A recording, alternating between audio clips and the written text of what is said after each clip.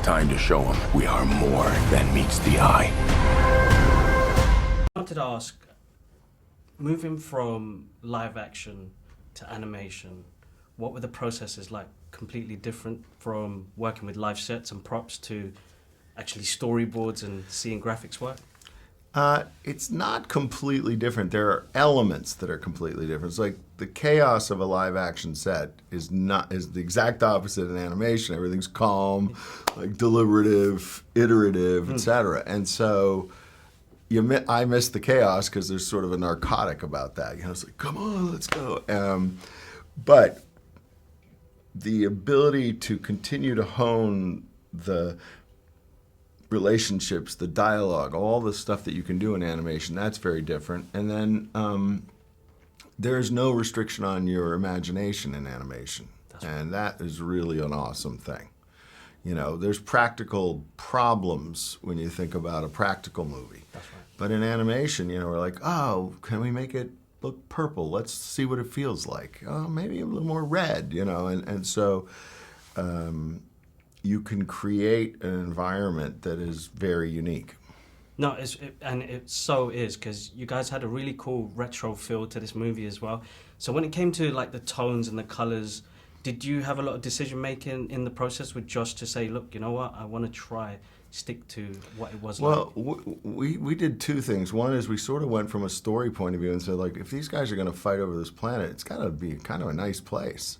Otherwise, what's the point of the fight, in a way? But even more for many of us, I'm tired of the sci-fi convention that the alien planet is a post-apocalyptic environment. It's just boring, you know. I mean, it could work, and there are a lot of movies we've seen that we like it, but this was our opportunity to do something completely different, and so we pushed the boundaries, and sometimes we went too far, and we're like, all right, that's a little much. You know, some of the landscapes in particular are inspired by John Ford movies, Looney Tunes. Yes. You know, so there are quite a few influences. No, definitely, I saw that. The other thing as well was the tone. You have somebody like Keegan playing Bumblebee, and the dropping the humor into this.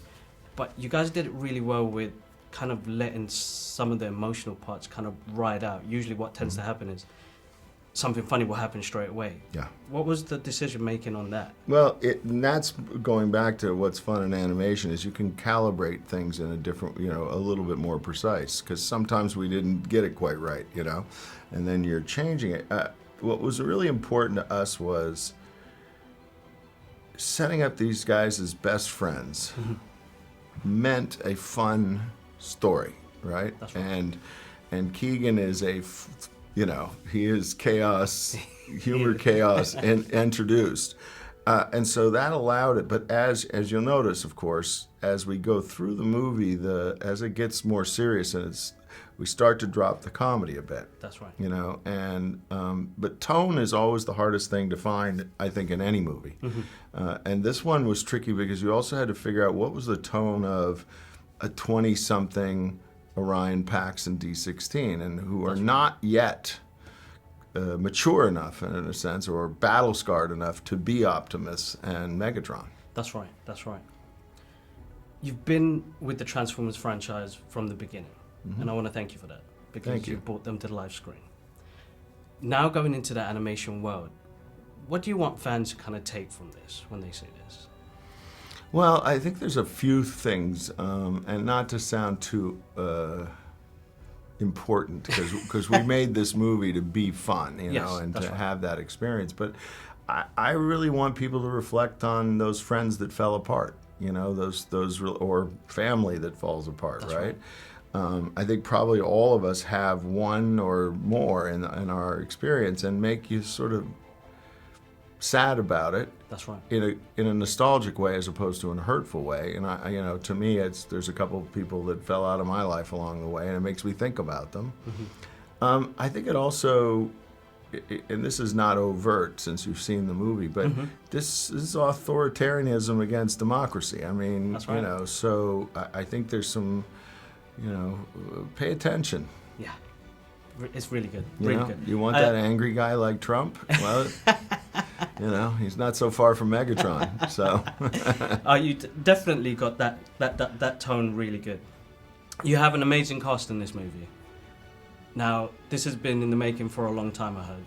What was it like bringing these characters and this cast together, knowing that they'll fit with each of the characters that you put together? Well, the hardest one was obviously Optimus, because Peter Cullen is so not only revered, but he's done such a spectacular job of it, you know. But Orion Pax is a young man. He's naive. He's idealistic. He's all these things. He's not battle-scarred the way Peter is. That's right. And so that was the first really big decision. The other ones were much easier. And, you know, but Chris, who also has a deeper voice, you know, part of what we were hoping for is you could easily, as a fan, go, oh, I see how he became Optimus Prime's voice. That's right. You know what I mean? And that at the end of the movie, I think there's very strong echoes of Peter, you know, so you kind of go, all right, they live in the same neighborhood, you know, but we never wanted to imitate Peter because I don't think he's imitatable.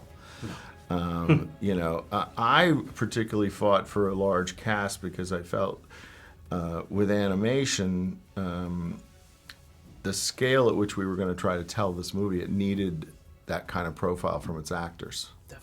Definitely. You guys, you bring this bond with each of the characters that you built on this movie. Now, Cybertron, coming to the idea of Iacon and the tectonic shifts in it was amazing to see. What was really that like cool, when wasn't it? ILM, and you worked with this groundbreaking CGI company, and it's like, what was that like when you actually saw that first footage test? The first part of it I saw was the sort of tractor beam. Yes. And it was like, whoa, okay, that is cool. We didn't think about that one. But I thought the coolest shot, certainly on first viewing, was as he's falling through it, and you realize the texture of Cybertron, and That's right. It doesn't explain it, but it's indicative of that it's a robot is turned into a planet, and so I've always thought that's an interesting challenge, and in one shot they kind of licked it. No, they definitely did.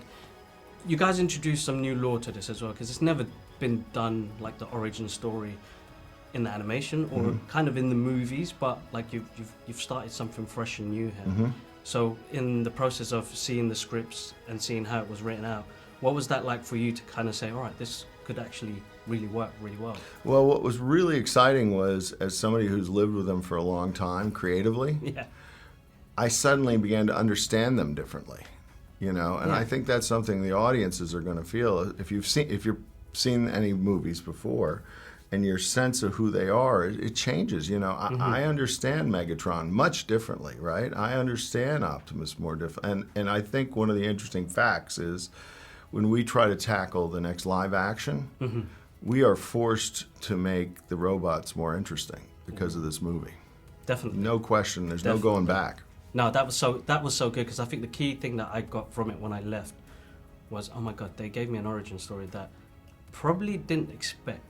And it was like each of the characters and the growth of Megatron and Optimus Prime was interesting to see, because reading the comic books, watching the animation. There's hints of it, but there's nothing has ever really been flat out declared. There's nothing kind of concrete. No, you've heard he was a librarian, you heard they were friends, you heard all these, you read all these different things, but nobody ever really sat down and went, all right, here's the progression of this friendship, you know. No. And I think what's... and that's pretty exciting to give people from after 40 years a whole nother perspective on this. No, it's really cool. There are some scenes in there that kind of pay homage to that original movie that I've clocked onto. I'm not going to give no spoilers, but you pick the specific style, because as you've gone through the timeline of the movies that you've worked on, to pick the way they look. What was that like, seeing their concept design, saying from Orion Pax to how Optimus Prime looked? Well, you know, it's interesting. First of all, their size changed so dramatically, you know, and that's pretty cool. And it's actually even more than their size. It's really their attitudes that change.